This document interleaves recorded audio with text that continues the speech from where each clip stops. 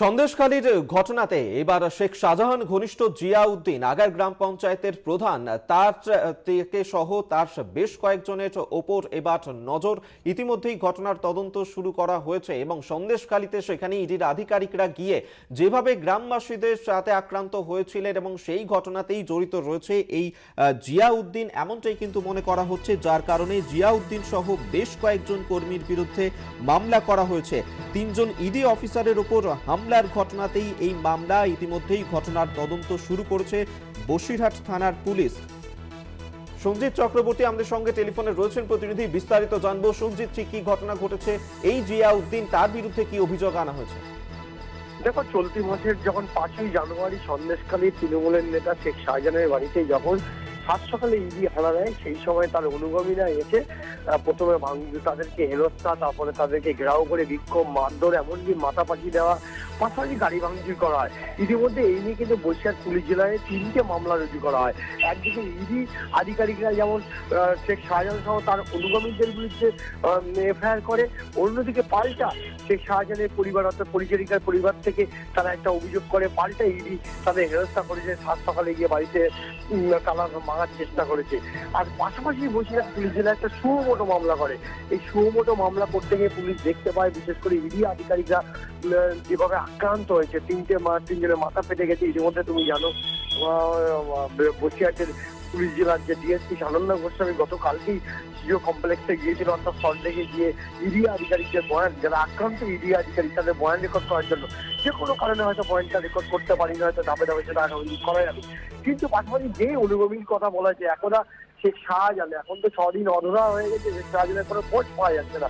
শাহজাহান কোথায় যেমন পোস্ট সবার, কিন্তু তার পাশে তার একটা ঘনিষ্ঠ নেতা অর্থাৎ আগারহাটি অর্থাৎ সরবেরিয়া আগারহাটি গ্রাম পঞ্চায়েতের প্রধান, বিশেষ করে জিয়াউদ্দিন মোল্লা, এই সহ একাধিক কর্মীর বিরুদ্ধে কিন্তু সেদিনকে ইডি মারধর করা, গাড়ি ভাঙচুর, একাধিক অভিযোগ করে ইডি সন্দেশখালী থানায় যেমন অভিযোগ করেছে নাম করে, অন্যদিকে হাইকোর্টে মামলা করেছে। সেই মামলার পরিপ্রেক্ষিতে কিন্তু ইতিমধ্যে বসিরহাট পুলিশ জেলা তদন্ত শুরু করেছে। তার বাড়িতে পুলিশ যাচ্ছে, দিনের বেলা যেমন তল্লাশি করতে যাচ্ছে, রাত্রিবেলাও যাচ্ছে। পাশাপাশি তার বাড়িতে আজকে সকালবেলা যখন আমরা গিয়েছিলাম, তার মেয়ে যেমন বলছিল যে তার বাবাকে অর্থাৎ জিয়াউদ্দিন মোল্লাকে চক্রান্ত করে ফাঁসানো হয়েছে। সব মিলিয়ে গোটা পরিস্থিতি কিন্তু যত ধাপে ধাপে যাচ্ছে, একদিকে শাহজাহান কোথায়, শাহজাহানের নিখোঁজ রহস্য ঘনীভূত হচ্ছে, অন্যদিন শাহজাহানের এক ডাকাত, বিশেষ করে এখন একদম সঙ্গের সাথী জিয়াউদ্দিন মোল্লা কোথায়, এটাও প্রশ্ন হচ্ছে প্রশাসনের কাছে। সব মিলিয়ে গোটা পরিস্থিতির উপর বসিরহাট পুলিশ জেলা নজর রেখেছে এবং ধাপে ধাপে তারা এগোতে চাইছে। আজকে সকালবেলা যেমন কলকাতা বাসন্তী হাইওয়ে একাধিক জায়গায় কিন্তু তল্লাশি শুরু করেছে। দামাখালি থেকে সরবেরিয়া পর্যন্ত যে আকুঞ্জিপাড়া রয়েছে, সেখানে পুলিশ রয়েছে, পুলিশ পিকেট বসা রয়েছে। পাশাপাশি এই নিয়ে পুরো বিষয়টা কিন্তু তদন্ত শুরু করেছে। পাশাপাশি আগে গ্রেপ্তারের দাবিতে কিন্তু আবার বিজেপির পক্ষ থেকে অর্থাৎ রাজ্য বিজেপির সভাপতি সুকান্ত মজুমদারের আসার কথা, নেহাটি আসার কথা রয়েছে এবং সেখান থেকে মালঞ্চ হয়ে বিজেপি নেতা কর্মী সমর্থকরা তারা কিন্তু নেহাট থানায় যাবে গ্রেপ্তারের দাবিতে। সব মিলে গোটা পরিস্থিতির ওপরে কিন্তু সন্দেশখালী যত সময় যাচ্ছে তত কিন্তু নিখোঁজ রহস্য ঘনীভূত হচ্ছে। শাহজাহান কোথায়, অন্যদিকে তদন্ত প্রক্রিয়া দ্রুত গতিতে এগোচ্ছে ধাপে ধাপে বসিরহাট পুলিশ জেলা। একেবারেই আপাতত ধন্যবাদ সঞ্জিত তোমায়। সঞ্জিত চক্রবর্তী আমাদের সঙ্গে টেলিফোনে ছিলেন প্রতিনিধি।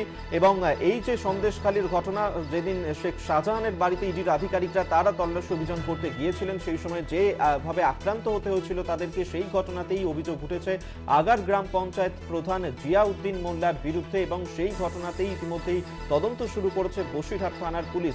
জিয়াউদ্দিন সহ তার ঘনিষ্ঠ বেশ কয়েকজনের বিরুদ্ধে মামলা করা হয়েছে।